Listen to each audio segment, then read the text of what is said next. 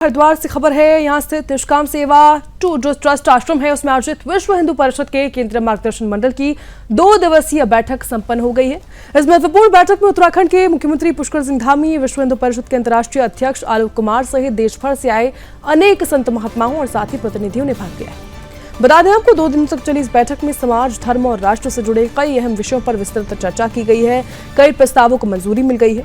बैठक के दौरान अयोध्या राम मंदिर ट्रस्ट से जुड़े जो मामले हैं उसकी जांच के दायरे को विस्तारित भी करने, गौवंश संरक्षण और साथी संवर्धन के लिए सख्त और प्रभावी कानून बनाने, नशा मुक्त भारत अभियान को गति देने और परिवार संबंधी जो भी कानून हैं उनकी समीक्षा और हिंदू समाज की एकता और संगठन को मजबूत करने जैसे जो तमाम विषय हैं प्रमुख रूप से उठाए गए।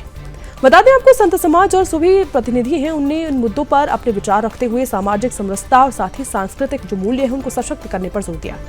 ऐसे में मुख्यमंत्री पुष्कर सिंह धामी ने कहा है कि जो बैठक है केवल संगठनात्मक नहीं बल्कि समाज और राष्ट्र के समग्र विकास के लिए महत्वपूर्ण चिंतन का अवसर रही।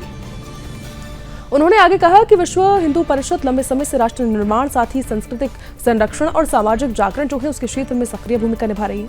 मुख्यमंत्री ने संत महात्माओं का आशीर्वाद प्राप्त कर बैठक में शामिल होने को लेकर अपने उसे सौभाग्य बताया और कहा कि ऐसे विचार विमर्श समाज को नई दिशा प्रदान करते हैं।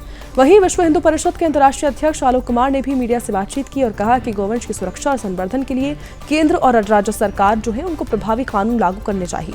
उन्होंने कहा कि इस विषय पर संगठन द्वारा जन जागरण अभियान भी चलाया जाएगा ताकि समाज में जागरूकता बढ़ सके। आलोक कुमार ने अयोध्या राम मंदिर ट्रस्ट से जुड़े जो मामले हैं उस पर भी टिप्पणी की और कहा कि जांच निष्पक्ष, पारदर्शी और व्यापक होनी चाहिए।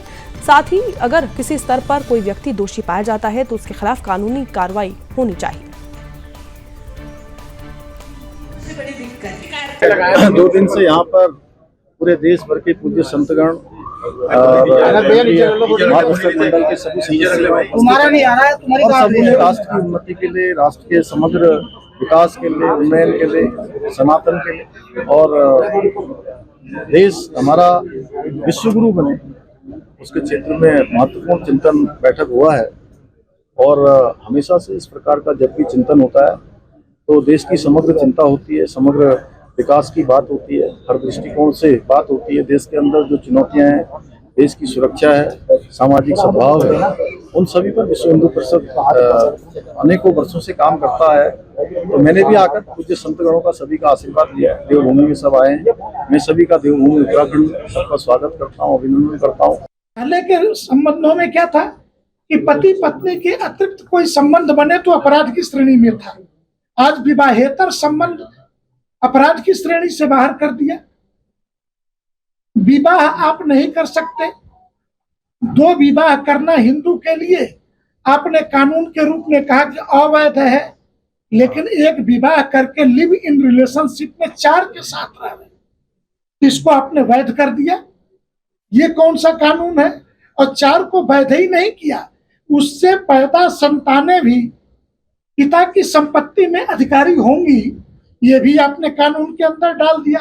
तो कहीं न कहीं भारतीय ताना बाना, भारत का परिवार तोड़ने की ये एक बड़ी साजिश है, जिस साजिश को न स्वीकार किया जा सकता है न बर्दाश्त किया जा सकता है।